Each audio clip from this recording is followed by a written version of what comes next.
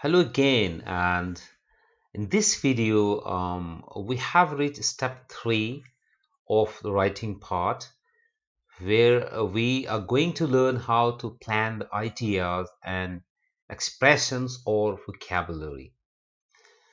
So far, what we have done in 2 steps, we understood what is the question type, and secondly, what you are going to write on that, right? The third stage comes that let's plan the idea, whatever comes to your mind at the time.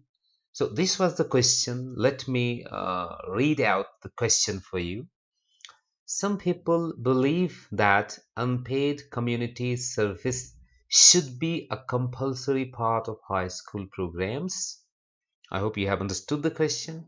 Like, should, and for example, working for a charity, improving the neighborhood, or teaching sports to young children.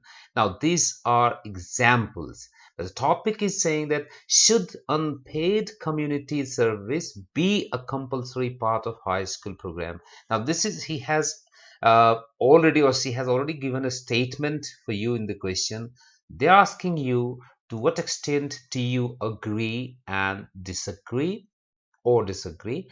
Give reasons for your answer and include any relevant examples from your own knowledge or experience.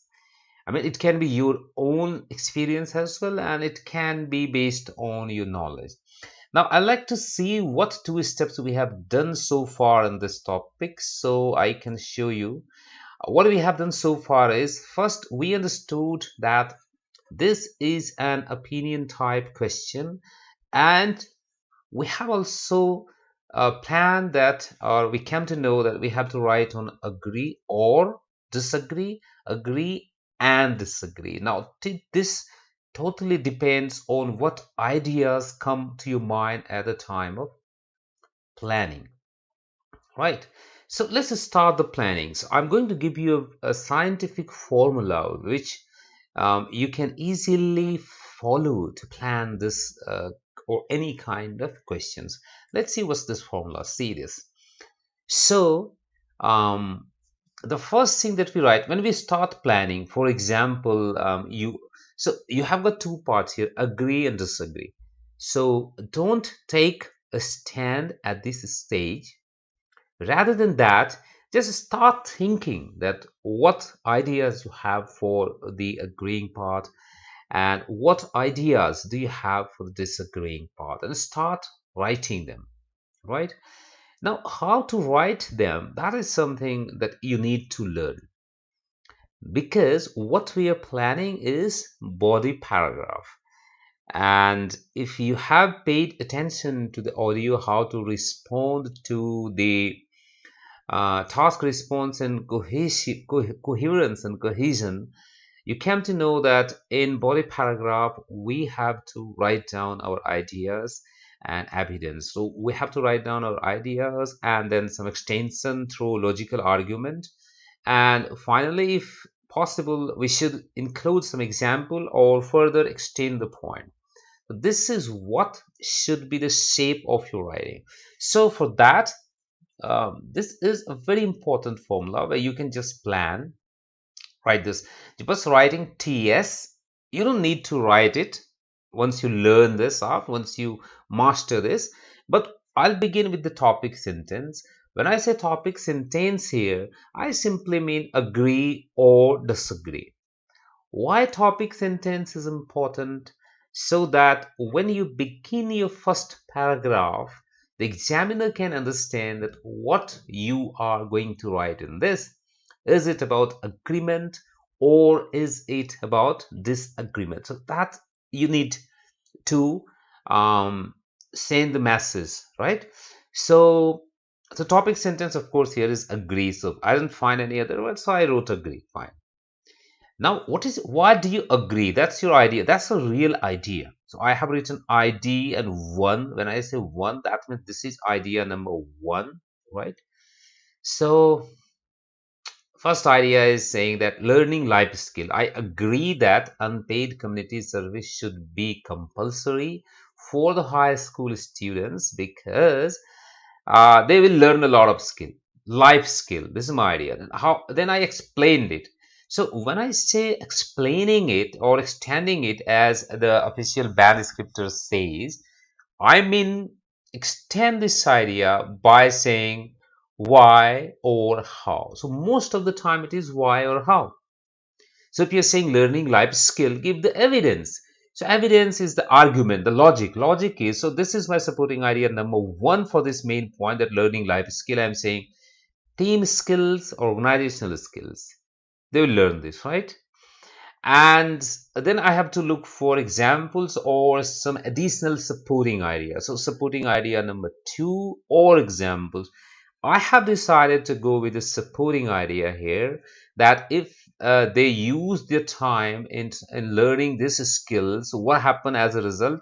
They will save the unproductive wastage of time on TV and mobile. So it's the kind of example. Now you can see ideas. First I say I agree, then I'm saying why I agree, then I say how they learn life skill, and finally I proved it to how they're beneficial, because we agree that they should do this. Now come to the second part of this.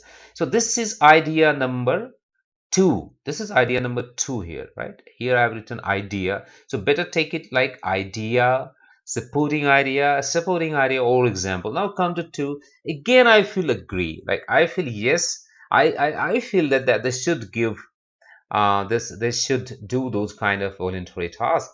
Why? If I they feel encouraged, this is what I'm saying. Why? Because opportunities for more creative involvement.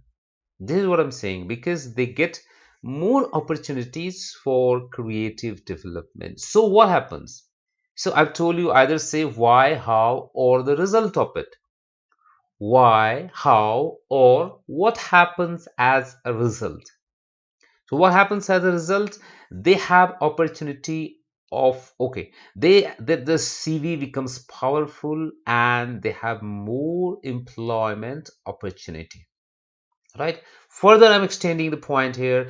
They understand the more respect for work, and which can be useful for future. So I'm just proving that why they should do the task, because it gives them opportunity of creative involvement. So what happen as a result? The CV becomes powerful, they have more employment opportunities, they understand the respect for work, and ultimately it will lead for a better employment opportunity, right? Useful for future, maybe in other skill terms also. So now I have got two idea, right? So let's see that I'll now plan the agree part, or again this some disagreement, again agreement part comes to my mind, or any disagreement part comes to, whatever comes to your mind, you have to write that. Okay, remaining part of the planning.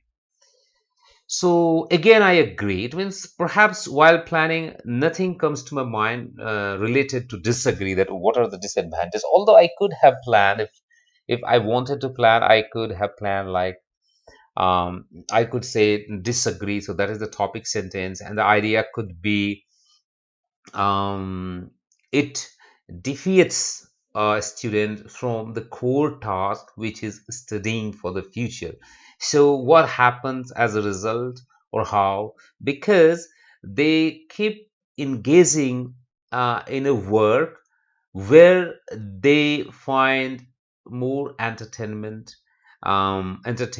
and they love to meet people. So gradually it digress them from their main task, reading, and consequently what happens? Consequently, their performance in the academics becomes poorer, and there are very low chances that they will get better opportunities in future. So it completely ruins their career, right?